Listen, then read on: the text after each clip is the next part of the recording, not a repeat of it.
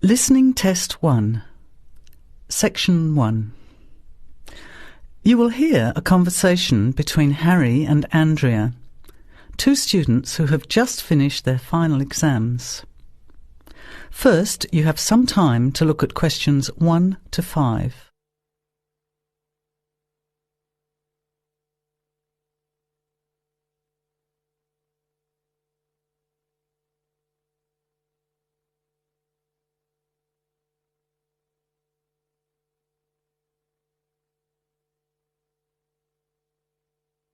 Notice that an example has been done for you.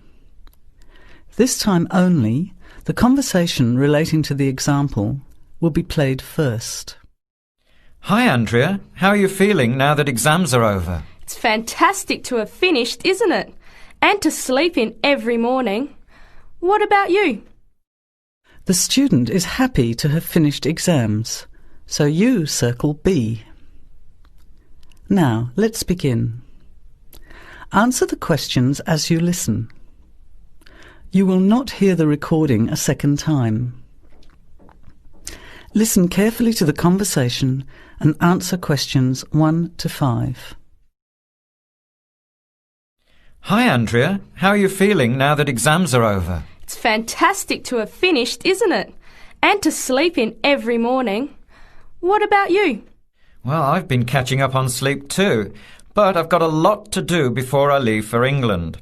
Perhaps you could give me some advice. I've got a lot of things I can't possibly take back with me, but I don't know what to do with them. Well, it depends on what sort of things they are, and whether you're thinking of giving them away or selling them. Well, almost everything. Furniture, the fridge and other kitchen stuff that I bought from the previous tenant.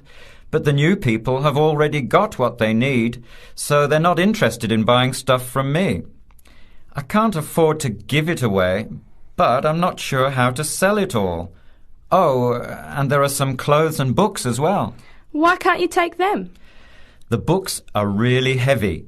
It's so expensive if you exceed the airline baggage allowance. And the clothes just won't all fit in my suitcase. It's amazing how much stuff I've accumulated since I've been here. Anyway, I don't think I'll need as many summer clothes in England as I have here in Australia. I see. Well, there are several alternatives. First of all, you could put up notices around the university about the books. You know, on the notice boards in the Student Union building and in the economics department. Anywhere second and third year students will see them. People are always keen to buy cheap textbooks. OK, what should I say on the notices? Just put the titles, authors and price you want, your name of course, and maybe put your phone number on those little tear-off tags. That's a good idea. And what about the furniture? You could try doing the same thing, but usually students are away all summer, so they don't want to buy furniture now. Another place to try might be a second-hand shop. Someone from the shop will usually come around and give you a free quote, and then you can decide. But you don't usually get much money for that sort of stuff. Before you hear the rest of the conversation, you have some time to look at questions 6 to 10.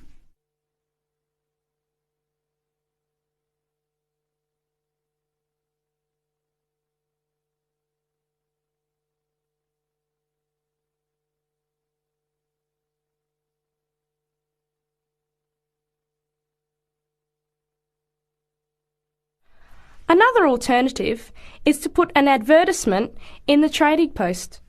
Do you know that paper? It comes out every week advertising things people want to sell.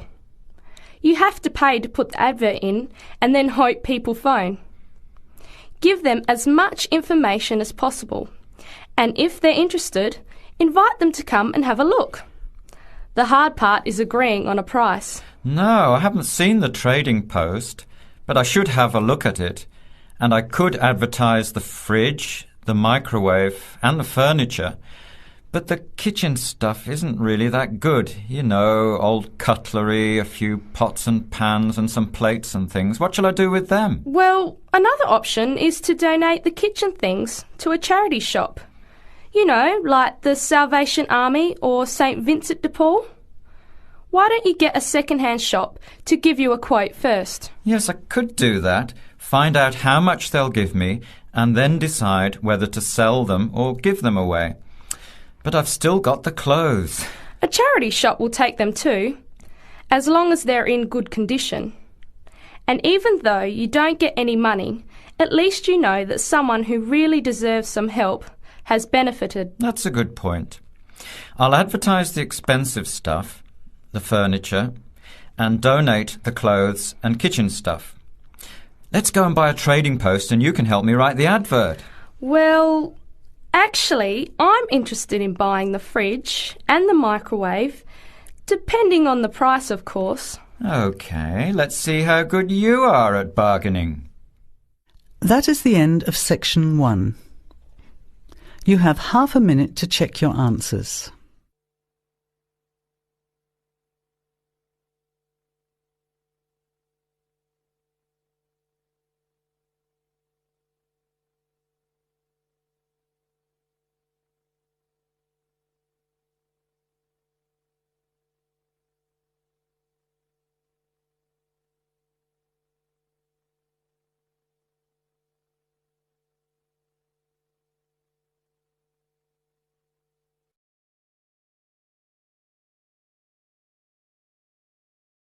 Now, turn to section 2.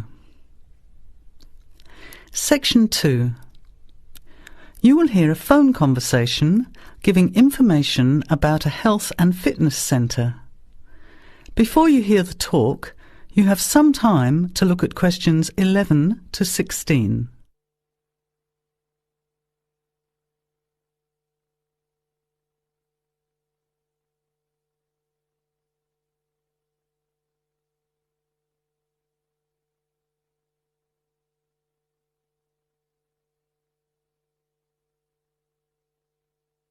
Now, listen carefully to the first part of the talk and answer questions 11 to 16.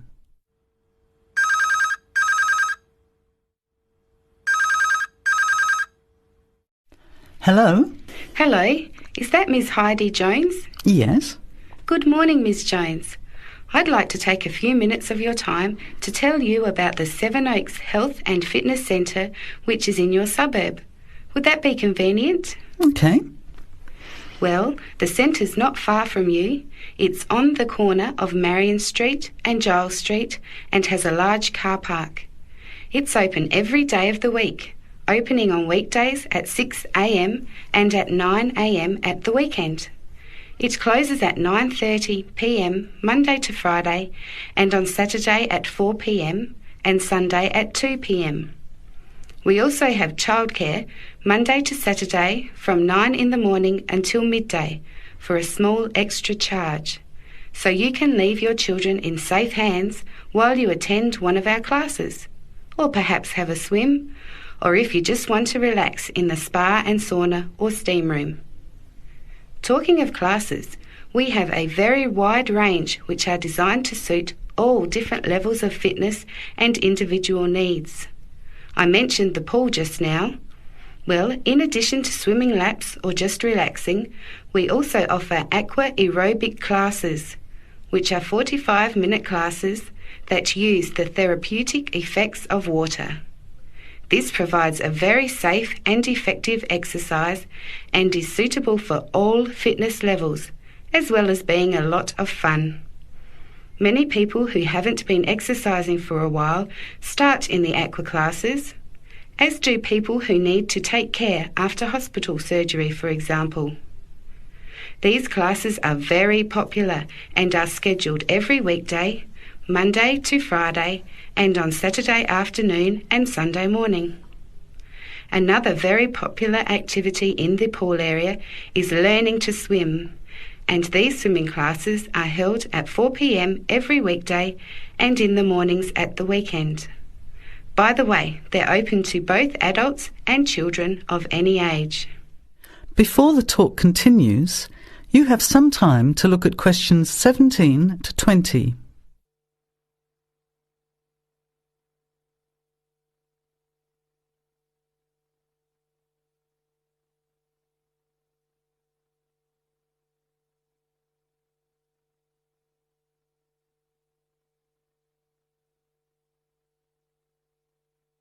Now, as the talk continues, answer questions 17 to 20. Now, it would take too much of your time to tell you in detail about all our programs, as we have a very wide range of activities at different times. However, I'll just outline some of them. Our super circuit classes are extremely popular, and you get a good aerobic workout while toning your muscles. They're easy to learn, as you combine using hydraulic equipment with exercises guaranteed to give you a good cardio workout. The teachers are very good and there's a fun atmosphere. And the classes are very effective in assisting weight loss, relieving stress, lowering blood pressure and generally increasing fitness. Oh, and I haven't mentioned our range of aerobic and step classes of different types which suit all levels. Our specially designed aerobics room holds over 55 people, and our highly qualified and trained staff can advise you as to which class might suit you. We are inviting you to a free 1-week trial period when you can come and try any of the classes or activities before you make the decision to join. By the way, there is also a large and very well-equipped gym where we offer free fitness assessments, and you can have an individual program designed just for you. Also, the cardiovascular room has the latest range of machines which help you burn fat, increase your fitness, or just warm up. They're very popular, as you can forget all about the calorie burning by watching your favourite music videos on TV while you exercise.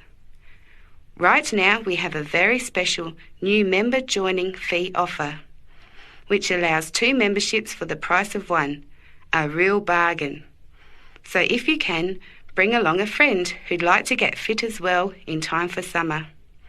Come along and try us out. You can meet the staff. Try out some of the classes for a week, absolutely free.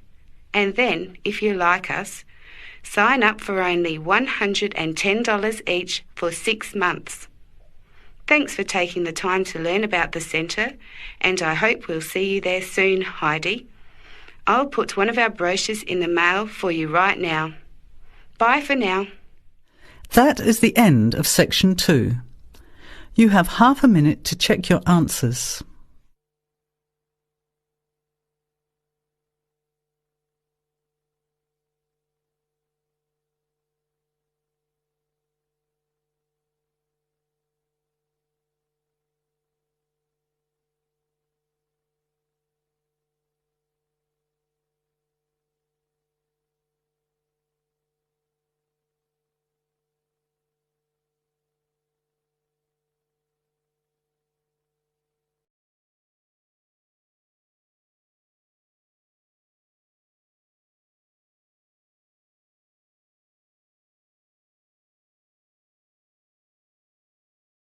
Now, turn to section 3.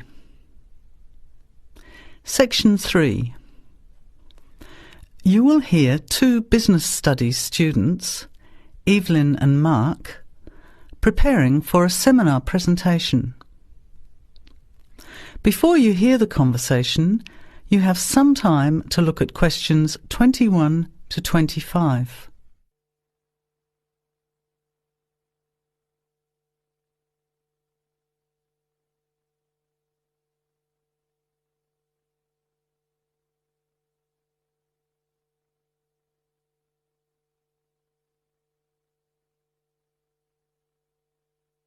Well, I think the marketing of food would be a good topic. I read a very interesting article the other day about the Canadian food market. I suppose everybody's interested in food. even if it's trying not to eat. Why Canada? I know that's where you come from, but isn't it just all North America, really? No, that's why I thought this article was interesting. Although lots of U.S. companies are well established in Canada, and vice versa, there are still subtle differences between the two markets. It says here, the Canadian market is definitely not a northern clone of the U.S. I like that. And it says that if you understand these differences, it can have a big impact on successful food marketing. So I know that Canada has a big French-speaking population in Quebec. Is this what they're referring to? Not only French and English speakers, there are many different ethnic groups in Canada. It's really quite multicultural. For example, Toronto has large Asian and Italian populations, and Vancouver's got a large Asian population too. And because Canada's population is small, these groups make quite an impact, introducing new styles of cooking. So you can see lots of unfamiliar vegetables and things in the markets, and new restaurants are opening every day. It's great if you love trying out new foods, as many people do. Which kinds of food are becoming popular? Well, some Asian food, I'd say, has been popular for quite a while, like Chinese. But now, Southeast Asian restaurants are becoming very fashionable. Then there's Mediterranean, of course, such as Greek, Italian, and so on. But Caribbean and Mexican food is really taking off among young people these days. So are the supermarkets starting to stock the ingredients that are needed to prepare these foods at home? You know, all those unusual condiments and sauces. Yes, that's right. It's quite interesting going to the supermarket, isn't it? And noticing how they're introducing sections for foods of different nationalities. You can buy quite exotic products locally these days. The article mentioned that 80% of the Canadian retail market is controlled by 8 major national supermarket chains, so that when they introduce changes, they can happen quite rapidly. OK. Well, how are we going to organise this seminar then? I made some notes on the trends in the Canadian market, about changing tastes, and also patterns for where food is consumed. I thought maybe we could summarize it into a chart or table, and maybe use the overhead projector to present it. Good idea. Maybe I could have a look for similar trends and tastes in Australia and the UK for comparison. Let's have a look at what you found. Before the conversation continues, you have some time to look at questions 26 to 30.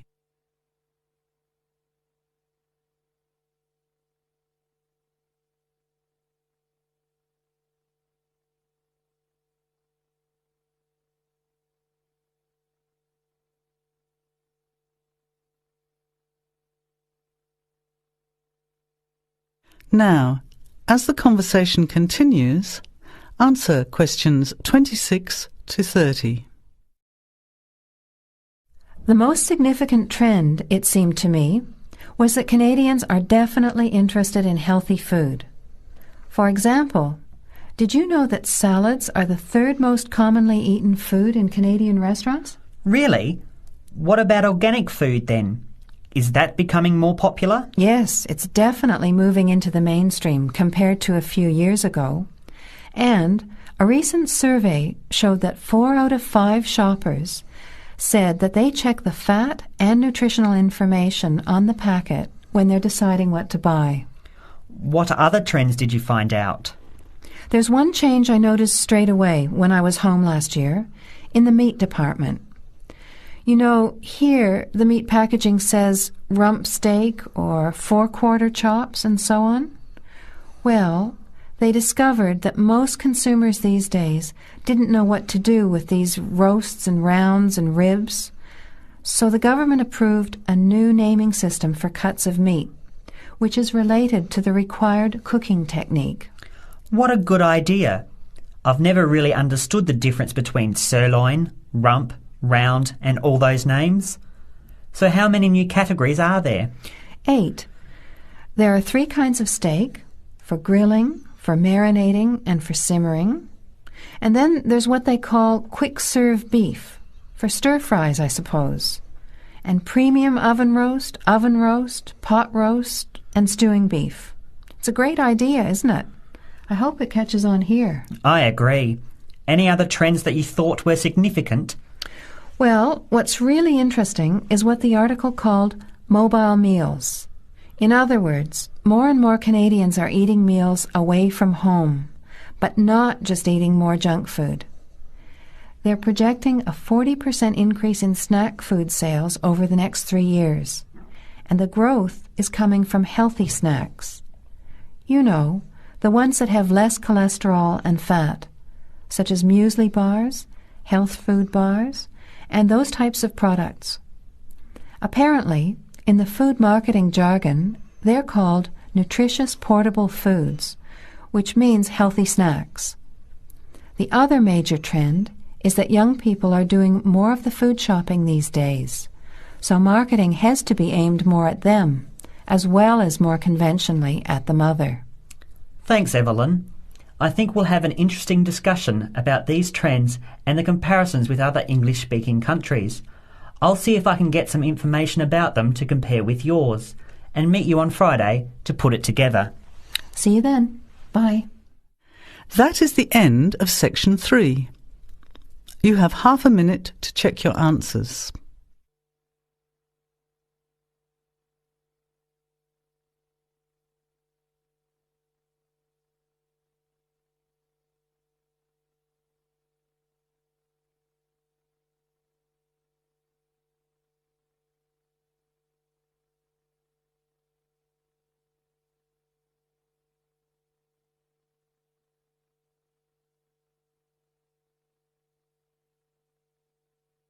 Now, turn to section 4. Section 4. You will hear a talk given by Dr. Miranda James. First, you have some time to look at questions 31 to 35.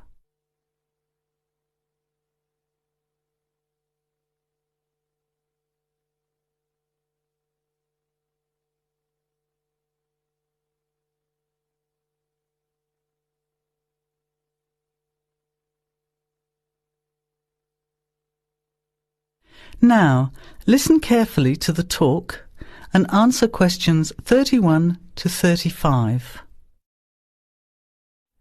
Good afternoon, everybody, and welcome to the first in a series of talks we have arranged for the Overseas Students Association this semester. Dr. James has very kindly agreed to speak to us today on the topic of public speaking, and judging from the large numbers of you here, it's clearly a subject of great interest and relevance. Dr. James. Hello.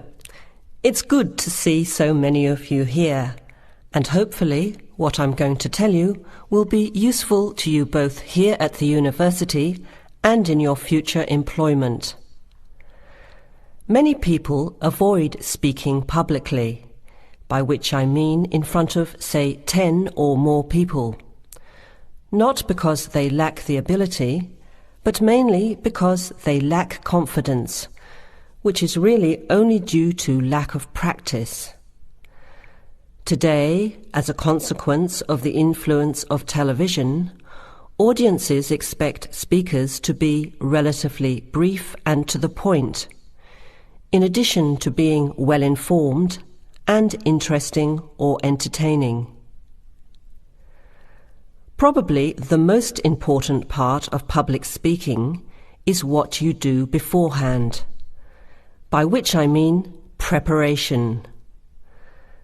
This includes practical details, such as knowing precisely what your topic is and exactly how long you are expected to talk for.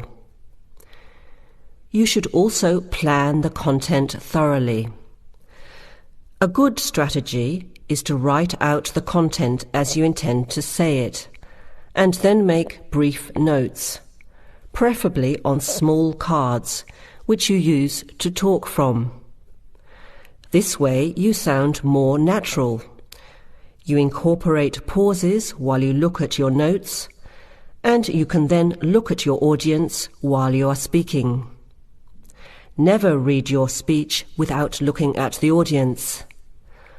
Eye contact is a very important part of communicating with an audience. So deliberately move your head and look around at your audience. Pauses are important, as most people, when they are nervous, tend to rush through their speech. Now you have some time to look at questions 36 to 40.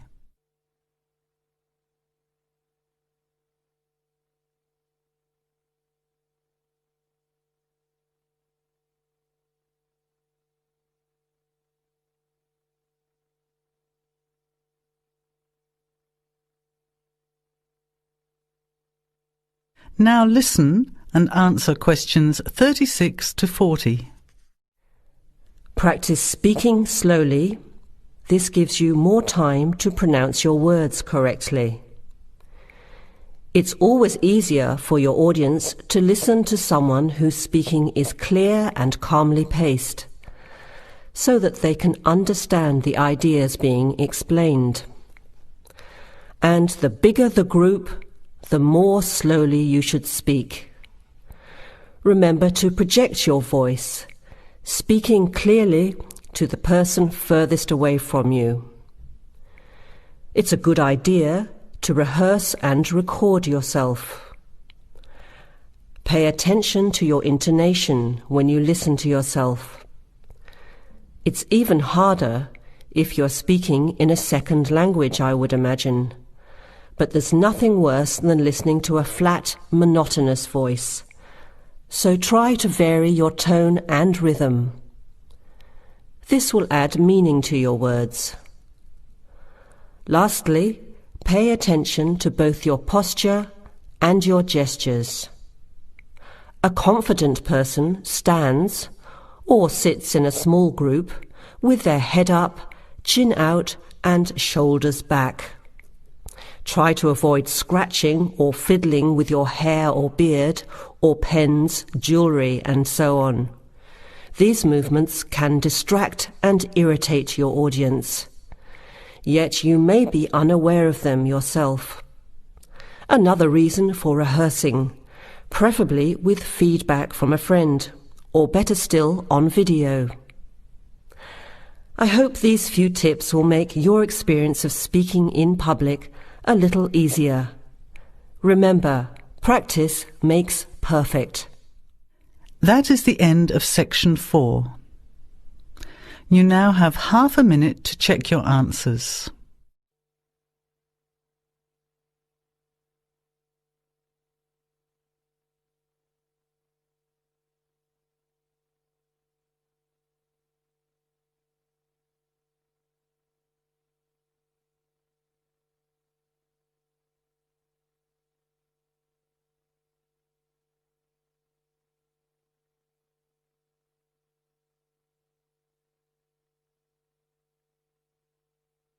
That is the end of the test.